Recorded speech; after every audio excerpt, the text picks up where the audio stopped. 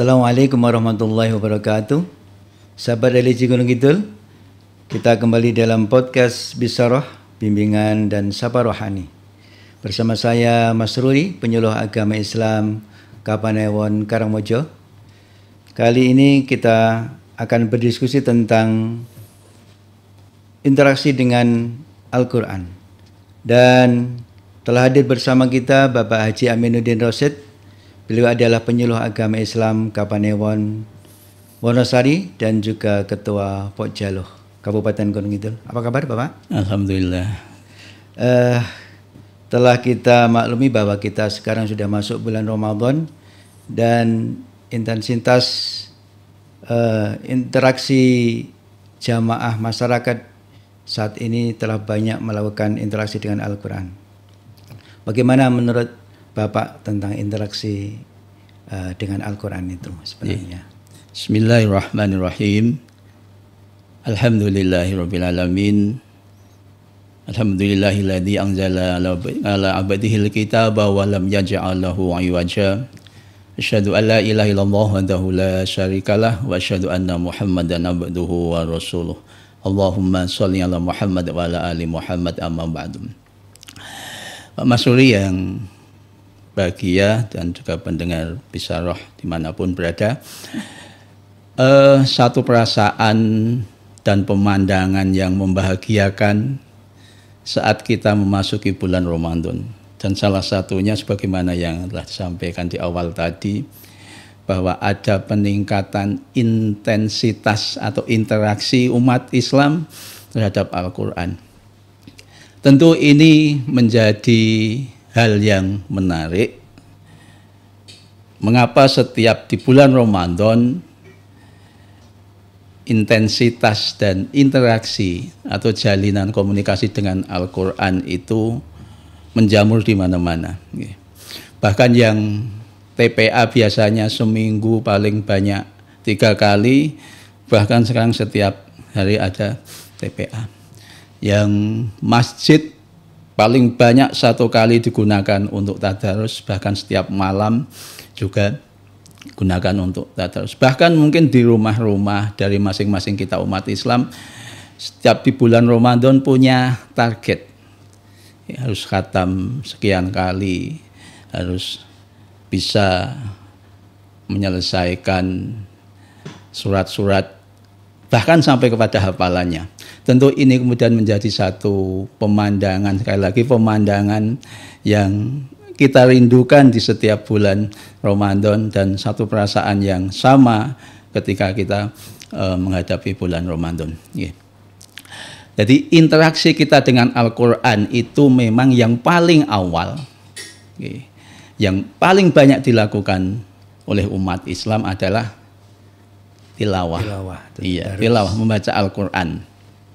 Itu paling banyak dilakukan. Bahkan kita penyuluh saat ini sedang membina beratus-ratus warga binaan, baik di lapas dewasa, lapas 2 Wonosari, lapas perempuan, bahkan lapas anak.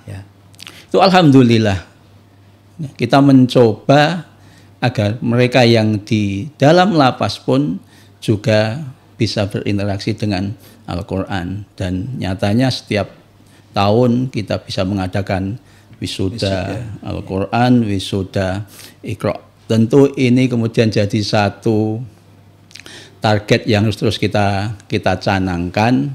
Ternyata juga umat Islam yang ada di dalam keterbatasan itu justru bisa memberikan kemampuannya untuk bisa berinteraksi dengan Al-Quran.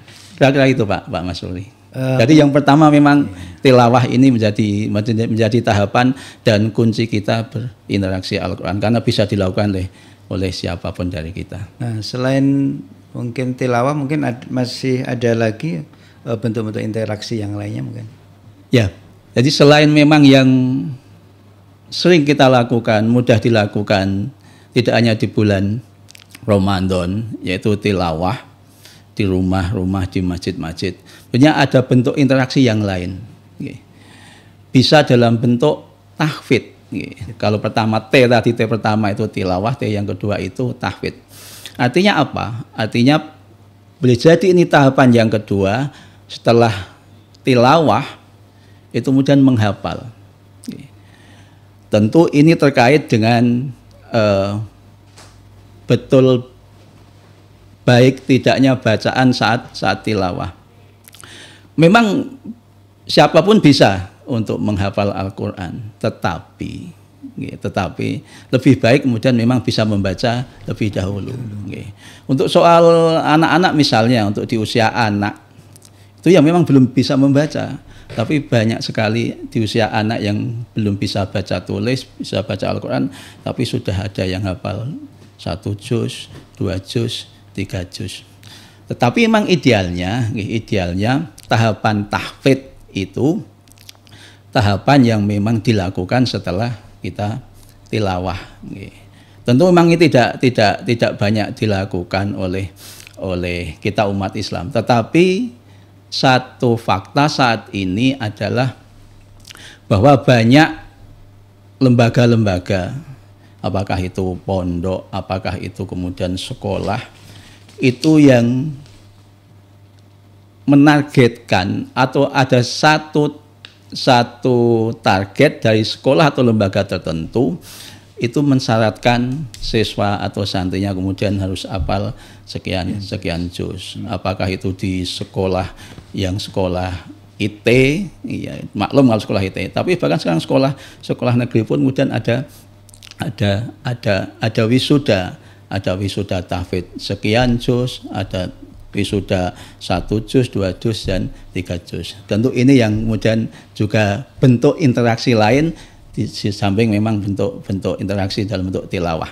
Yang kedua yaitu kemudian dalam bentuk tafsir. Nah ini yang tidak bisa semua orang melakukan interaksi ini. Karena apa? Karena dibutuhkan pertama kompetensi dan juga kualifikasi. Nah, bagaimana dengan kita yang saat ini baru ditilawah dan mungkin sebagian tahfidz, ya, sudah lancar membaca Al-Quran, kemudian sudah beberapa dari Al-Quran yang kita hafal.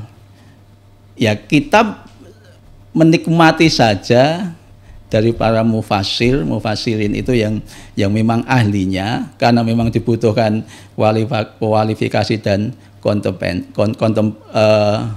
kompetensi. Ya kita memahami Al-Quran lewat tafsir-tafsir para mufassir itu, karya-karya mereka.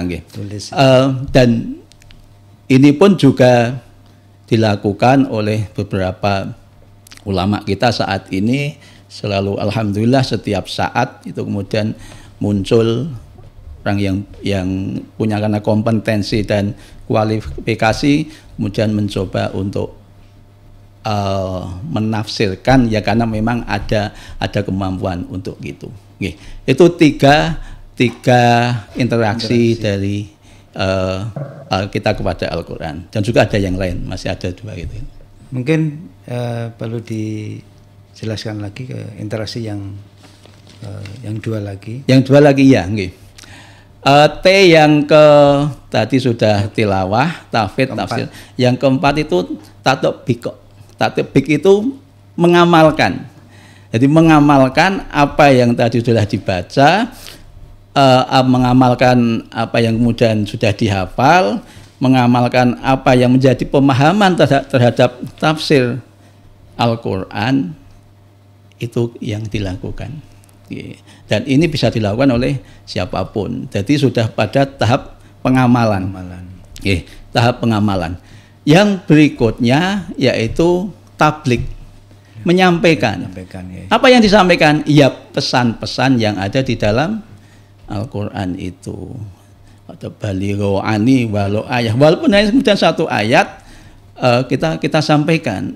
Insya Allah kalau kemudian dari tahapan tilawah sampai tahapan kemudian tadi kita mengamalkan, kemudian kita menyampaikan, itu ya kita akan dilihat orang, oh iya karena dia sudah sampai kepada tahap mengamalkan Al-Quran, kemudian dia mendakwahkannya atau menyampaikannya. Akan tetapi, apakah kemudian kita tidak boleh menyampaikan kalau kemudian kita bisa belum melakukan apa yang kita baca di dalam Al-Quran itu? Ya, sebatas kita mampu ya kita dakwahkan, kita sampaikan. Sebagaimana tugas penyuluh agama, itu tentu semuanya belum dilakukan. Tetapi memang itu harus disampaikan kepada jamaah, kepada umat Islam. Oleh karena itu, kalau insya Allah kalau 5T ini bisa kita lakukan, dari tilawah, kemudian tahfidz, tafsir, dan tatbik, sampai kemudian tablik, maka pembacaan kita terhadap Al-Quran akan sebagaimana kemudian disabdakan oleh Rasulullah Muhammad SAW, kita akan mendapatkan kebaikan dari bacaan kita pada Al-Quran, akan mendapatkan keutamaan walaupun itu hanya satu huruf gitu. Man qara'a harfan min kitabillah falahu bihi hasanatun wal hasanatu bi afsri amsalihha la aqulu alif lam mim harfun walakin alifun harfun lamun harfun wa mimun harfun.